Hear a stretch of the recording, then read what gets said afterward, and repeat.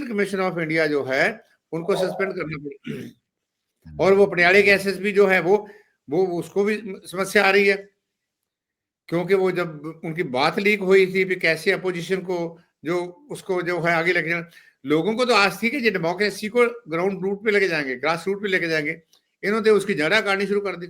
सरपंचों को अपने तरीके, लोगों को सरपंच नहीं चुनने दिया।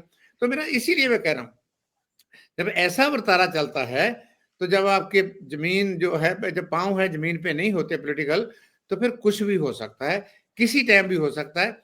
इनका एक एडवांटेज है कि इनके पास 92, 93, 94 एमएलए हैं।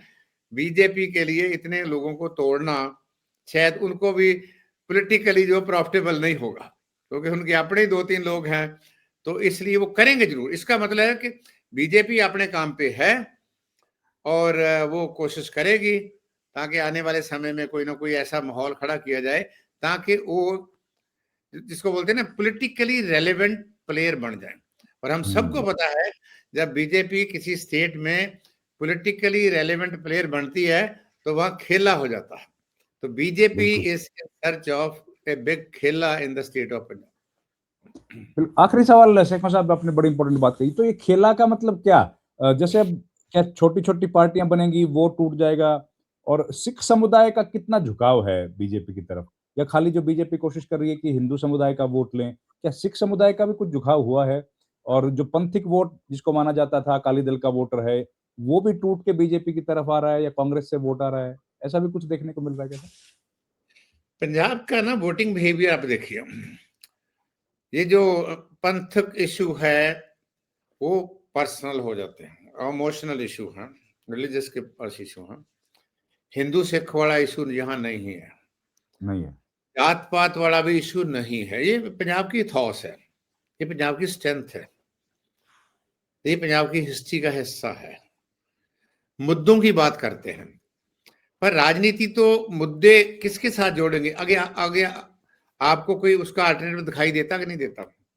देखो, मैंने बोला कि कांग्रेस को लोगों ने 7 सीटें दे दी। ये नहीं कि इनके लीडर बहुत पॉपुलर थे, लोगों ने बोला कि इनका लीडर लड़ाई कर रहा है, वो आइकॉन है उस तरीके से। सो पंथक आप देखिए कि जब ये खडूर साहब में इलेक्शन हुई थी, जहां और जगह हुई रूरल एरिया में, वो डिमॉन्स्ट्रेट करते हैं। मैं और थोड़ा पीछे लेके जाता हूँ, 2014 में अकाली दल की सरकार थी और अमृतसर में जेटली साहब ने इलेक्शन लड़ी थी जी। और वो अमरिंदर सिंह आ गए। अमरिंदर सिंह तो राजे महाराजे हैं, उनका अमृतसर से क्या होगा सिंबॉलिकली। और जेटली साहब ने अपना घर भी यहाँ खरीदा, वो बहुत सारे और लोगों को लेके आए, रिसोर्सफुल लोग थे। हमको लोगों ने बताया भी, हाँ हमको पता है कि ये आदमी बहुत इंपॉर्टेंट होगा, ये अमृतसर के लिए बहुत इंपॉर्टेंट होगा, ये पंजाब के लिए बहुत इंपॉर्टेंट होगा, पर हम इसको जिताएंगे नहीं क्योंकि हम बीजेपी को वोट नहीं देंगे। अमरिंदर सिंह बीच में छोड़ के चला गया। तो पंजाब के लोग जो है मोटे तौर पे इस जर्ब तकसीम में नहीं पड़ते। पर समस्या अब क्या है, आपको आगे कोई धीर तो दिखाई दे ना, आपको आगे कोई लोग जो है ना वो कोई ऐसा लगे जिसके ऊपर आप विश्वास कर सकें। तो कांग्रेस का आप देख रहे हैं कि वो तो उनका अपना रिजॉल्व नहीं हो रहा, अकाली दल अभी भी हाशिए पे बैठा हुआ है, आम आदमी पार्टी के लिए सीरियस चैलेंज है। तो राजनीति तो वैक्यूम में नहीं होती, और जब 4 कॉर्नर कंटेस्ट होगा तो नेचुरली बीजेपी का एडवांटेज होगा। बीजेपी कभी नहीं चाहेगी अकाली दल इकट्ठा हो जाए, बीजेपी कभी नहीं चाहेगी अकाली दल तगड़ा हो। बीजेपी का एक ही मंतव्य है कि जितनी इंस्टेबिलिटी हो, जितनी इनसिक्योरिटी हो, ऐसे खेले किए जाएं, लोगों के मनों में अनसर्टेनिटी पैदा किया जाए कि हम ही हैं जो डिलीवर कर सकते हैं। क्योंकि पंजाब में अब लॉ एंड ऑर्डर की सिचुएशन है, गैंगस्टर की सिचुएशन है, जहां आप देखिए जो कर्जे वाली बात है, या जो एम्प्लॉइज का और पेंशन का आप देखिए, अभी तक लोग तरस रहे हैं। वो आज आपके हरियाणा में और यूपी में कहीं और जगह जो भी उनको मिलना था वो मिल गया, यहाँ तो उसी लड़ाई लड़ रहे हैं। सड़कों पे टीचर हैं। अब देखिए कि सेक्रेटेरिएट में हमने नहीं कभी देखा था कि सेक्रेटेरिएट के मुलाजिम जो है वो पूरे के पूरे हड़ताल कर रहे हों। ये वही मुलाजिम है जब भगवंत मान बने थे तो उन्होंने फूलों की बरखा की थी। अब वही मुलाजिम है जो उनको कोस रहे हैं क्योंकि एजेंडा नहीं है।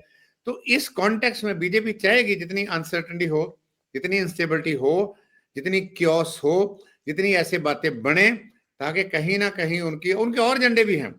वो दलित भाईचारे में काम कर रही है, वो ओबीसी वर्सेस अपर कास्ट की बात कर रही है, शहरी वर्सेस नॉन शहरी की बात कर रही है, वो किसान वर्सेस नॉन किसान जो है अपने हरियाणा वाला फार्मूला वो अप्लाई कर रही है, उसके पास सारा सिस्टम है।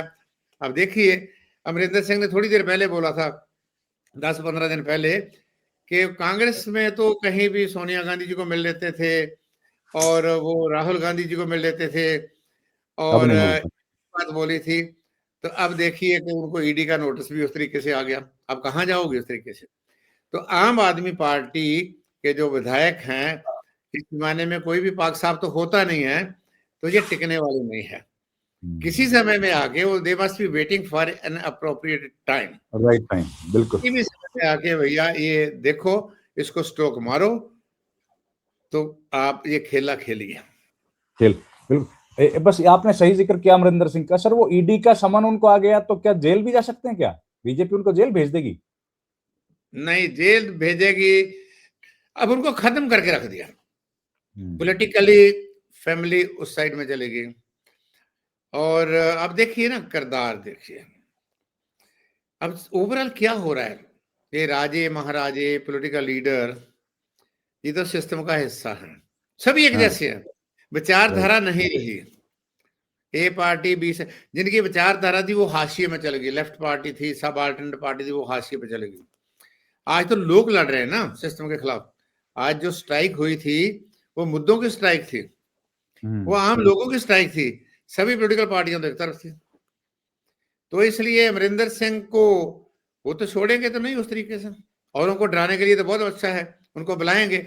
वही अमरिंदर सिंह जो महाराजा थे, मोदी साहब को मिलने के लिए जो हेलीपैड था वहां दूसरे लोगों के बीच में खड़े, हाथ जोड़ के खड़े हुए थे। तो अब देखिए कितनी हेल्पलेसनेस है, जहां हमारी राजनीति में जो लोग विचारधारा को छोड़ के, अपने जो ग्रुप को छोड़ के कहीं और इधर जाते हैं, उनका अल्टीमेटली क्या होता है, बीजेपी तो पूछती नहीं किसी को। ऐसे लोगों को तो मार्गदर्शक में डाल देंगे, क्या जरूरत उनकी, वो और नए लेके आ जाएंगे। अब देखिए जो बीजेपी में गया है, कहाँ है वो, कोई है पॉलिटिकली रेलेवेंट?